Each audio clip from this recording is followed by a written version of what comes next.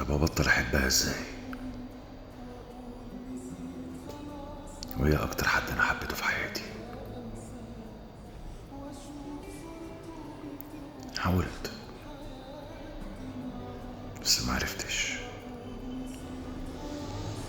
دخلت حياتي ناس كتير وبرضه ما عرفتش. وكنت باجي اكلم بنت تانية كنت بحس ان انا بخونها، لانها خلاص ما عادتش معايا.